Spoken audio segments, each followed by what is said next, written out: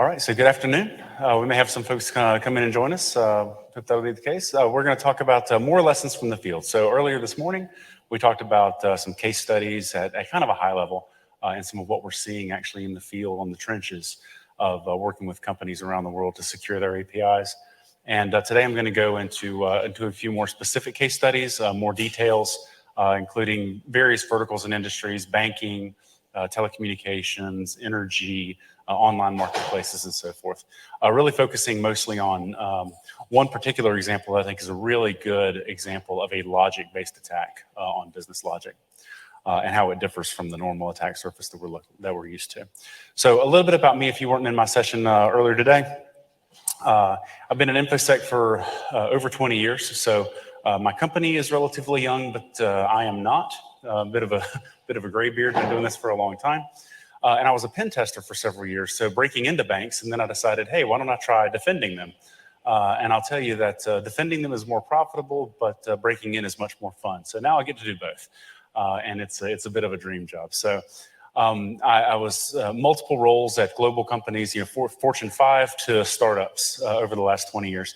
But it's really in my last two roles as the CISO for a bank and a fintech that I got really, really interested in the API security space, specifically from the lens of the defender, right? Specifically trying to understand who's doing what to what via what in my API ecosystem.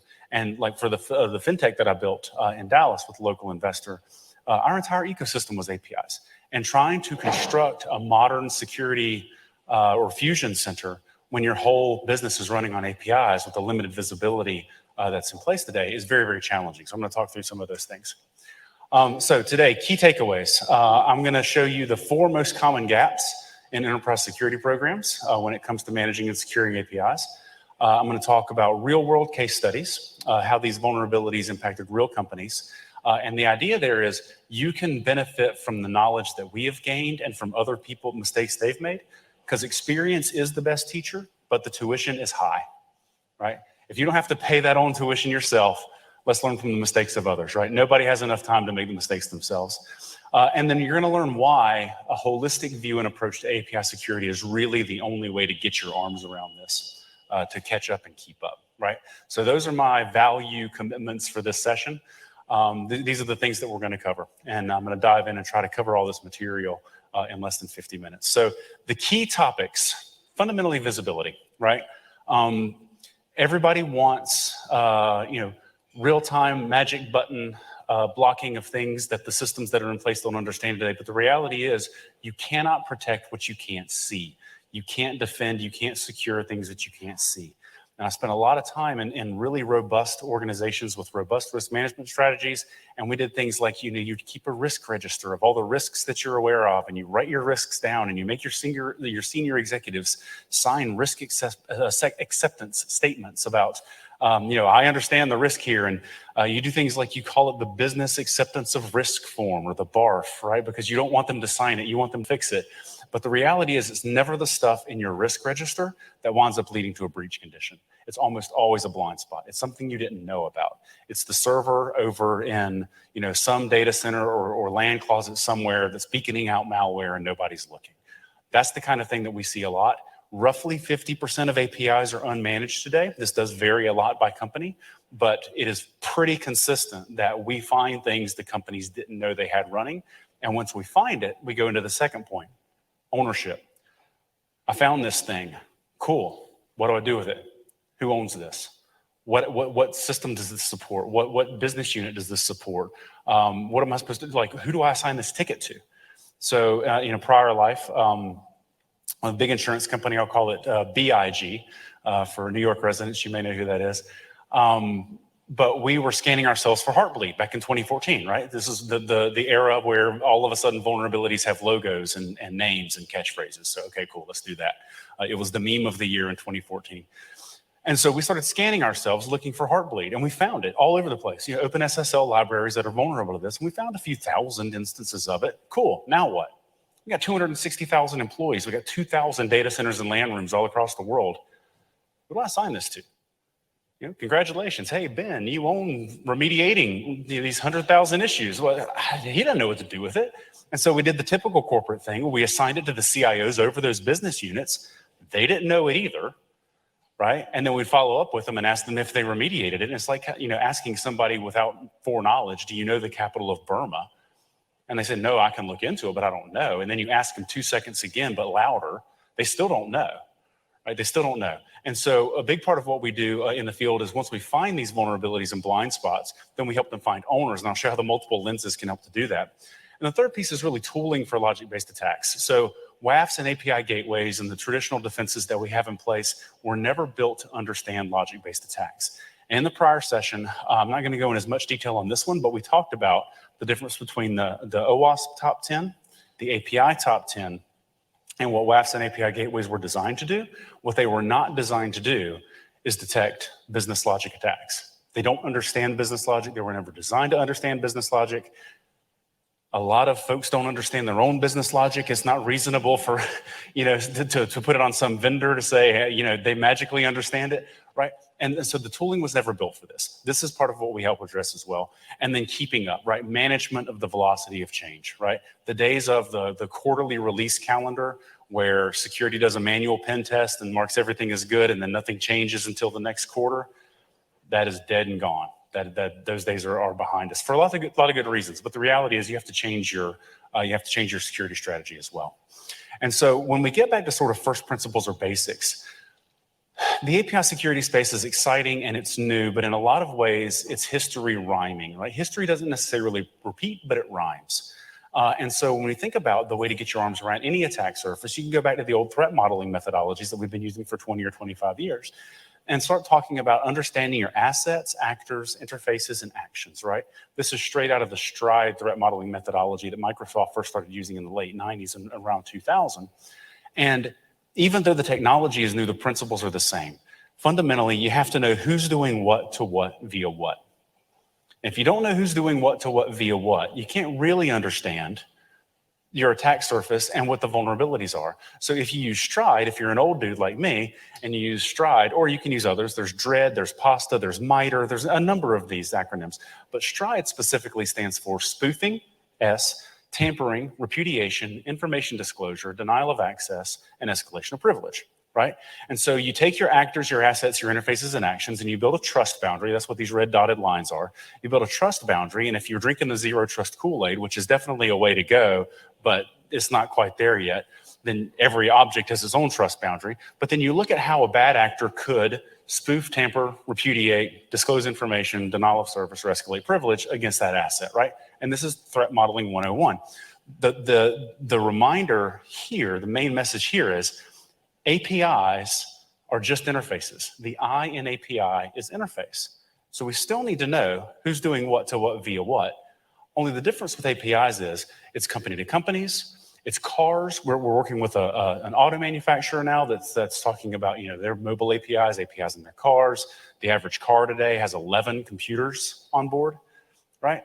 And so, we have mobile apps that are interacting with your cars. They're sending messages back home about maintenance. You can adjust your climate control. You can lower your convertible top, all kinds of things. All of this is done via APIs. And then, of course, you have humans using APIs, whether they know it or not, either through web browsers or, like in our case studies, maybe more directly using something like Burp Suite or Postman or whatever, interacting with the APIs and endpoints directly. But fundamentally, getting your arms around this is just an exercise in threat modeling and attack surface management. The problem is if you don't know what you have, you can't threat model it. If you can't threat model it, you can't protect it. So to get your arms around it, you have to use multiple lenses working together. There are players in the API security space that are doing a lot of good things, either looking at code or looking at traffic. The problem with that is you're looking at the night sky through a drinking straw, right? And to use a kitchen analogy, right? If you want to look at traffic and figure out what's going on, you position yourself outside the door to the kitchen in a restaurant, out to the dining floor, and you watch the plates go by. And you can see what's coming by, right? That's valuable insight. It tells you what's selling. It tells you, if this guy just walked back with, a bag of money, like that's probably not anticipated behavior, right? But it doesn't tell you what is actually on the menu, and it doesn't tell you what ingredients are in the kitchen. That's where you have to look at code. But if you only look at code, you can't see what's actually going out back and forth on the floor, right? So you have to put these lenses together. And in the API context, one of the case studies we'll talk about earlier is we will often see multiple versions of the same API running. similar structure, similar vulnerabilities. But unless you have the context of what you're actually using for business, what kind of traffic is going to that, what kind of volume is going to that, how many of these are actually in use, you lack the business context to know what to do about it. Conversely, if you're only looking at traffic, you see the vulnerabilities that are being exploited or that are being attacked, but you don't see all the vulnerabilities that are listening without traffic going back and forth, right? So you have to use these lenses working together and then validate your findings with actual tests so that what we give our clients and what what I urge everybody to try to do every time you give an alert to a security operations team or a DevOps team is not just tell them what, but also tell them so what and now what. So here's the thing.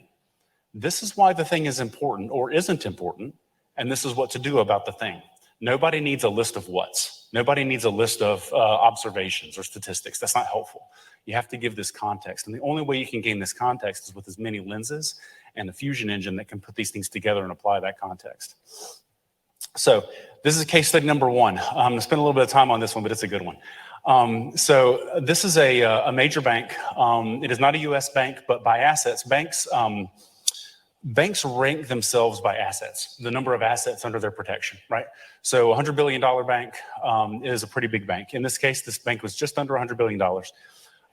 And they have a pretty mature security program, right? So this is an actual error message from their WAF provider, which, by the way, has a big section on API security on their website because all WAFs are calling themselves API security because they know it's a hot market.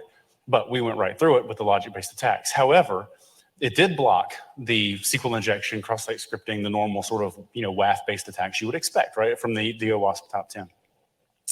So with a live account, our attack simulation found vulnerabilities in the way that they had engineered their web and mobile API that our head of research, Zach, was able to combine to execute a classic salami slicing attack, right? And this is with a live user account from the outside. So here's what we found in the structure, and this is how logic-based attacks work. You take a vulnerability, you take another vulnerability, or even a feature, right? It doesn't have to be a vulnerability. Take a feature, take a feature, take a feature, you chain them together, and you attack the business logic directly. So in this case, when the browser and front-end systems were orchestrating the requests back to the back-end systems, you would see things like they would enforce a minimum currency conversion amount, right? You can't convert a penny. You have to convert $10 or $100, whatever they set the limit to be based on the query. And then you also would have enforcement of fees for currency conversions, right? This is a fee generating service. So they want to charge a fee for these this transaction.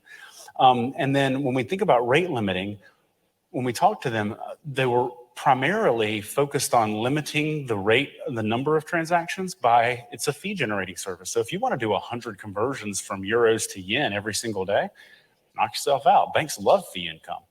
So there was really no rate limiting in place for this because it was mitigated by fees. And then this wasn't really a vulnerability, it's more of a feature. The logic rounds. So if you convert something to 0.4 of something else, it rounds down. If you convert it to 0.5 of something else, it rounds up, right? And it calculates to 6 decimal places past, or 6 places past the decimal, right? So at the time when we started this, you could sell $1 for €1 and you would get 0.922923 euros. But it would round it up to 0.93, right? Because your account balance doesn't show in, millionths of a cent. It shows in hundredths of a dollar, right? And so we combined these things, and we showed you a couple of screenshots and a couple of things that we created where you can see the FX fees are limited, but not via the API. You can see that when you make a conversion via the browser, via the UI or the mobile app, you get charged a fee. But when you make the request directly to the backend systems, you don't. And you can see that currency conversions were rounded to the nearest hundredth. So we had to hunt for the best return, right? We're doing the natural thing. We don't want to lose money on this deal. We want to make money on this deal. And so what currency do we find, right? So we're trying to find the right target. And this is the only attack surface that I'm aware of that actually changes based on fluctuation in global currency rates. And so as a defender, imagine that you have to work that into your threat matrix. Oh, what's the yen converting to today, right? But that's the reality of how logic-based attacks work. So we were searching the Canadian dollar to US dollar is not a good fit.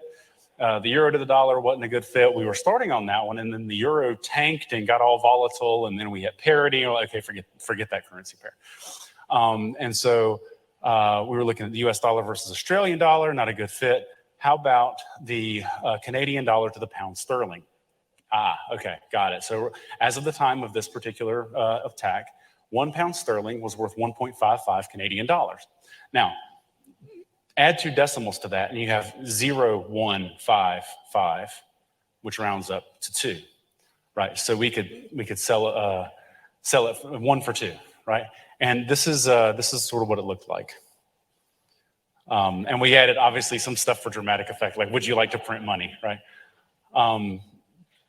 And so the way that we connected to the back end, a little bit of Python, we took a valid session cookie, right? So valid username, valid password, took a session cookie, went to the back end, started with 10,000 pounds sterling, and then started selling it and converting it a penny at a time, or a pence at a time. I guess 1/100 of a pound is a pence. And we're off to the races. So while it's running, now the downside to selling all of your foreign currency is, even if you do it a penny at a time, eventually you're gonna run out. Right? So eventually you run out, we sold it all, but then we remembered, oh yeah, we just made currency conversions free. I'm just gonna convert it back and sell it again.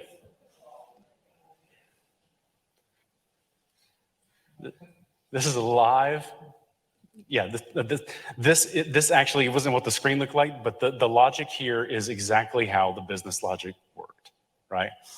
So we convert it back, sell it again, convert it back, sell it again, long as you want. And so we started doing a post-mortem on this after we found this, talking to them about when would you have seen this? Now, I used to run security operations for a big bank, as well as fraud for a big bank. We're asking, like, did you see this? We knew the answer. No, your security operations team doesn't see this.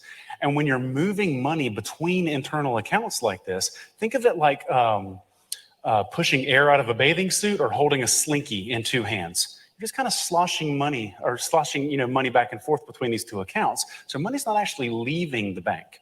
You're just siphoning a little piece off. Every time you do this, you're siphoning a little piece off to another internal account, right?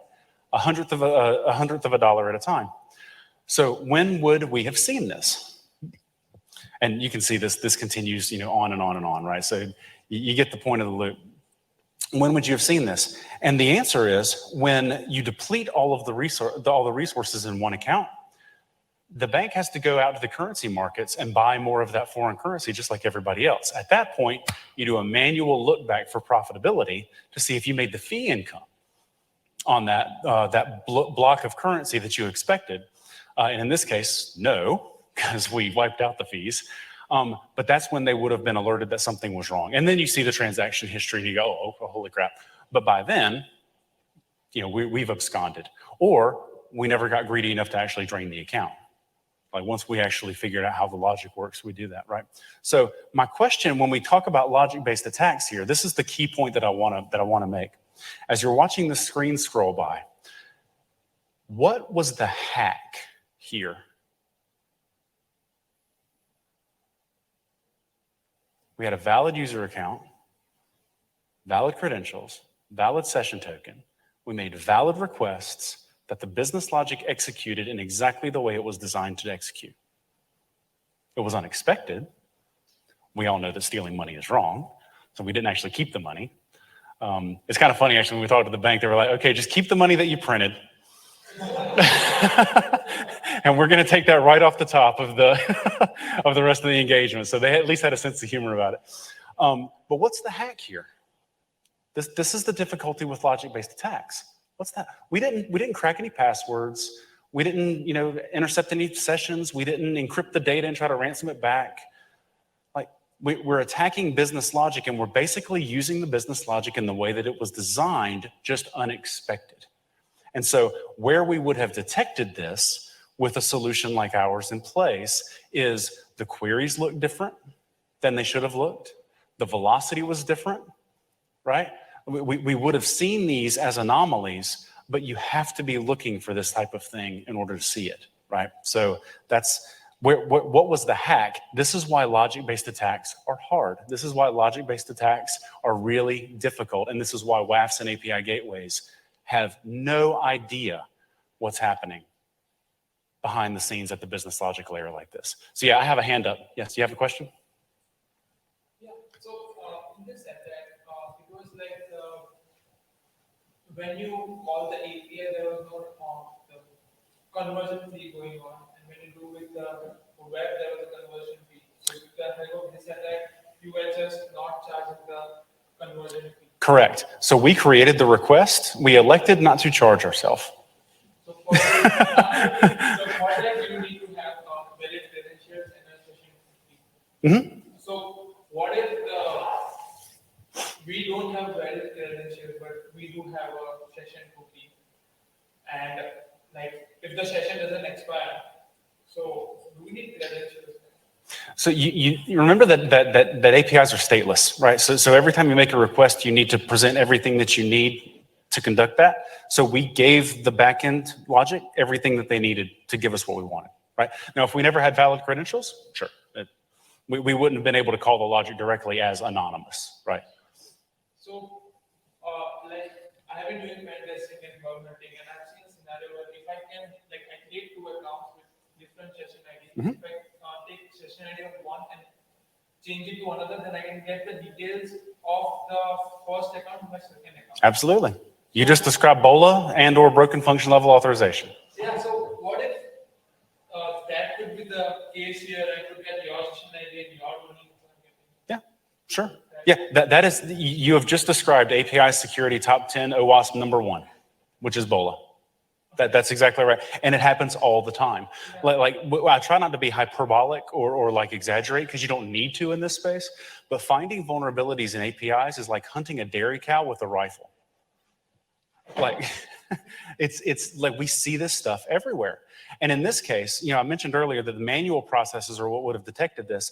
And the key point that we're getting across to our banking, financial services customers, the big industries with these mature programs is pen testers didn't find this. Right?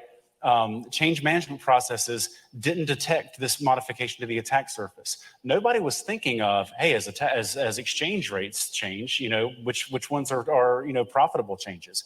The QA processes, when you go and you do the testing for the website or the mobile app, you go through the mobile app and it worked as expected. Charge the fee, green check, right? We move on, we're live.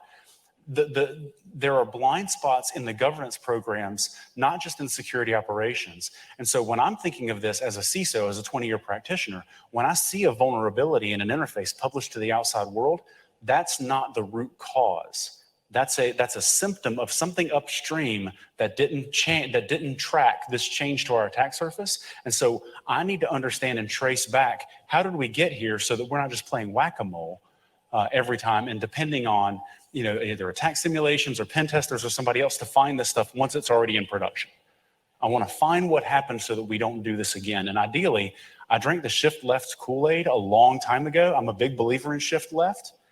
But if you depend on shift left as a control strategy, it's like the instructor in South Park, you're going to have a bad time, right? If you depend on it like it's going to work as a control strategy, it ain't going to work. It's better, but it's not perfect. You really need to validate this all the way through. And so in this and the rest of the case studies, the key message that I'm getting across here, is that APIs and their vulnerabilities were blind spots. These companies didn't do this on purpose. They didn't intentionally expose these logic vulnerabilities or have these blind spots on purpose, but they can cause true damage, legit damage. Here's another one. I'm going to shift gears off the first case study for a second. And this is another one. This is a logistics provider, and this was a fully on-premises solution. So this particular customer doesn't have any cloud exposure at all, at least not yet. I think it's inevitable, but they're holding back, right? They're holding off. Cool. So we installed completely on-premises in their data center, and we started running our engines, and we found 30 APIs and 400 plus endpoints in the first afternoon that they didn't know were running. Nobody was really monitoring these. And we found one of them in front of a customer database with no authentication required. So we found, design flaws. And then we found the endpoint that they were using to get SMS messages for multi-factor authentication, your 4-digit or 6-digit pins. That was with no rate limiting on it. So we saw normally 1 to 2 attempts, per submission, because you type in your 4-digit pin. And then we saw 1,200, all from the same source. And so it was, okay, guys, so as far as the proof of value engagement goes here, we found 30 APIs that we didn't know we had. We found customer data exposed to the outside world, and you're actively under attack. So why don't we wrap up the theoretical part and get to fixing this? And the message, back to that group was, or back from that group was, all this was blind spot yesterday. This was happening yesterday too, and I didn't know it. Another customer case study, we did a discovery exercise. We found about twice as many APIs and endpoints listening as expected. And one of them, this is an interesting one where I really want us to think differently than the current sort of what we're saying in the API space and in the security space about just automated generating tickets to developers and things, because there is actually some value in human insight. In this case, we saw that they had 5 versions looking in the code base. Oh, by the way, the legend here. So up at the top, if you see the little magnifying glass, that indicates that we're looking in traffic. And then the little brackets and slash, that means we're looking in code. So these are the symbols for the lenses that we're putting towards this particular customer here, right? So we saw in the code that we have 5 versions of the same APIs, same basic endpoint structure, same vulnerabilities to SQL injection and BOLA, right, across 5 different APIs. They're all listening to the outside world.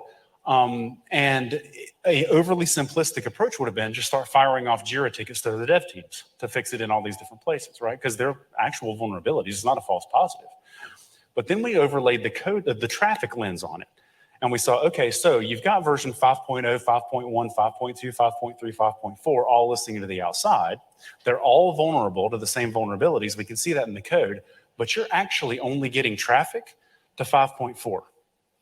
You don't have any legitimate, backwards compatibility with old versions of the mobile app type. You don't have any legitimate use cases that you have to keep these old versions open.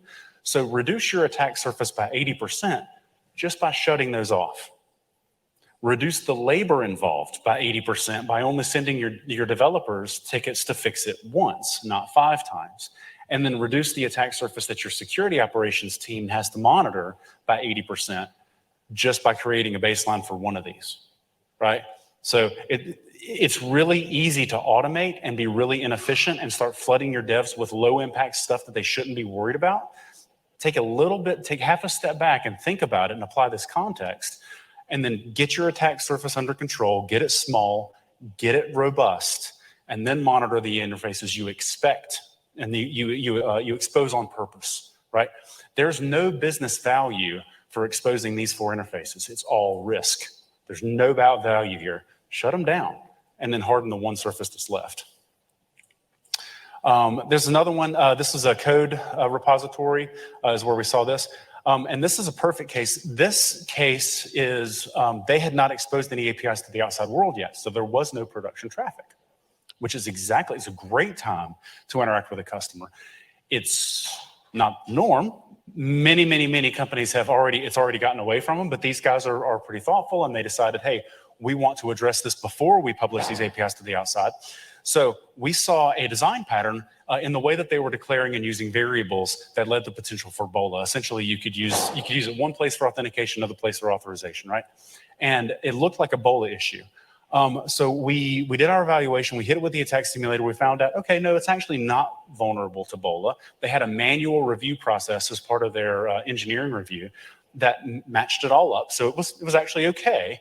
And so we didn't spam them with 87 false positives, but it was a legit issue where you're one human error away from exposing BOLA on these money-making APIs and endpoints.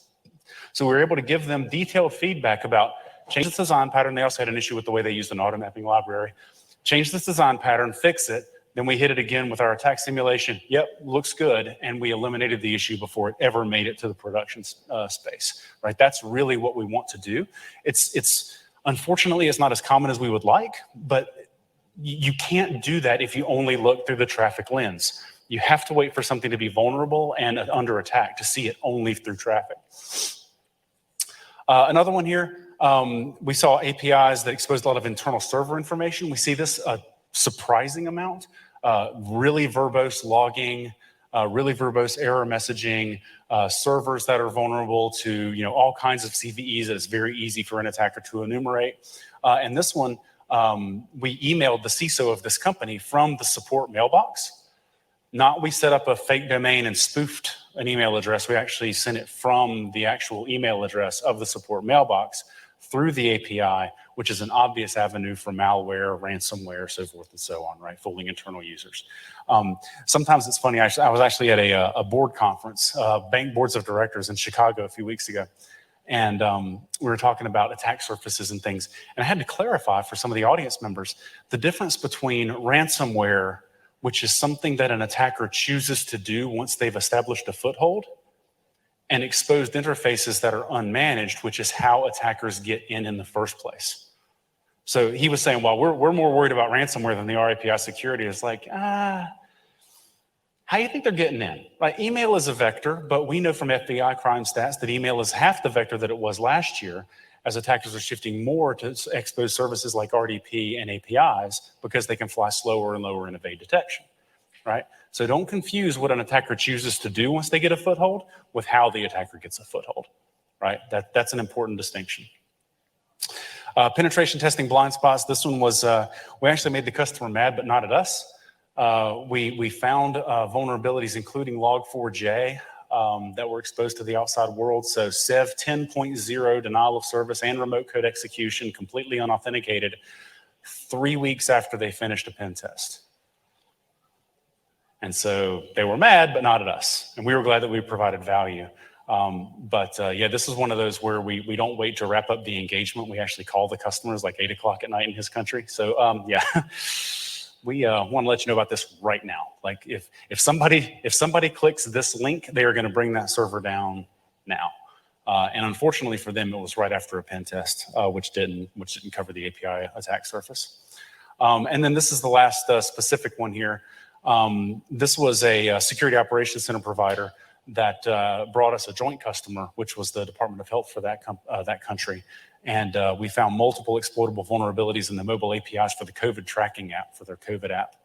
And then they brought on them as a customer, and they brought 10 more of their customers to us as well. And the reason I highlight this one in particular is MSSPs and security operations centers typically are not monitoring your APIs. They don't understand them. They're not hosted in those facilities. It's something we can work with them. I think it's a valuable channel for us to explore. But I just want to make sure that you understand most SOCs have no idea what's going on within your business logic. They don't. They're looking for the things that we're familiar with. A few others, and then I'll wrap to the next part. Online marketplace. In this case, we had an API that was sitting in front of a database where it was like basically upload your passport photos for the mobile app for travel, which obviously, because they're in the EU, is covered under GDPR. No authentication, so over 100,000 GDPR-covered files were exposed to the outside world. The next one actually wasn't a security vulnerability as much as it was availability. So if you think of security in sort of the classic definition, confidentiality, integrity, availability, it's definitely security. But we saw something in the traffic inspection where their application was intermittently returning a null value, and it was causing performance issues. Like they couldn't troubleshoot it. And by applying this other lens, we're like, hey, we see something actually weird going on in the API traffic, and it helped them to fix this bug that had been pregnant for 8 or 9 months. So that was a unique one we hadn't run into before. And then cross-site scripting.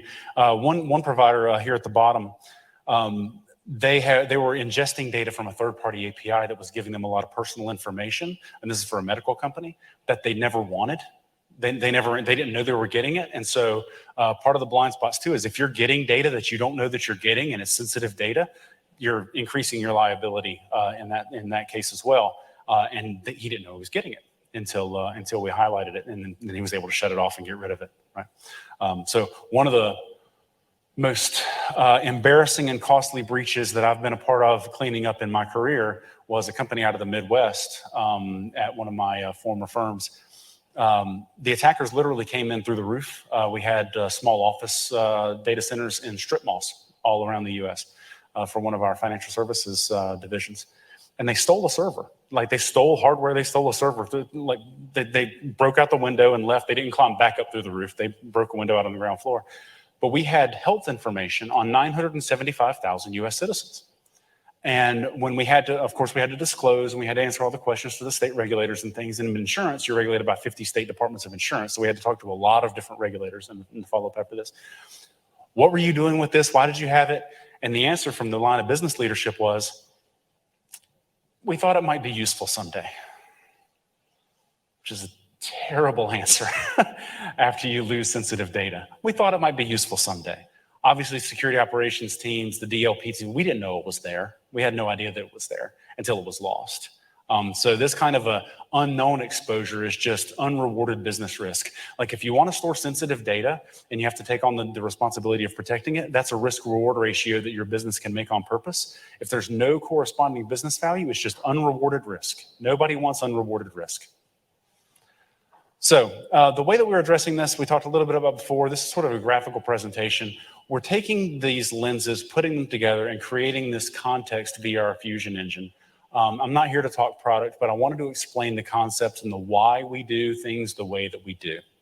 Why do we think that it's so important that you have multiple lenses? Because without the multiple lenses, you're looking at the night sky through a drinking straw and you can't put it all together.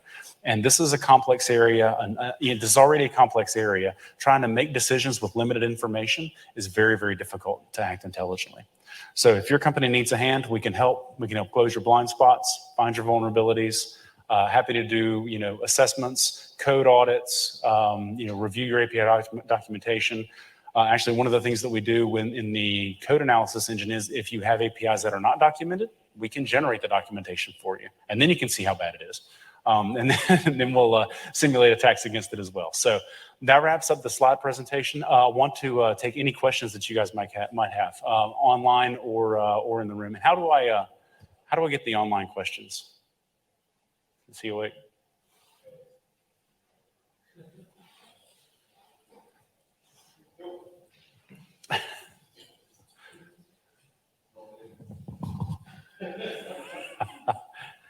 How do we get questions from online? As I'm looking at my laptop, I can't see the screen, so I don't know if anybody has questions from the online chat.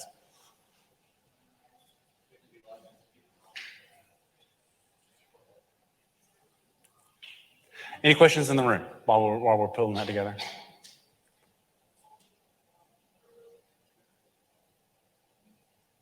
No? No questions about any of the case studies? All right.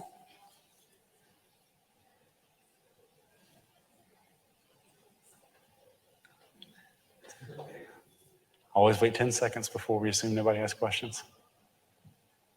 Okay. Anything from the chat? Okay. Awesome. Well, you guys, thank you for coming. I really appreciate it. If you do have any questions for us, this is how you reach us. We're downstairs at the Partner Pavilion.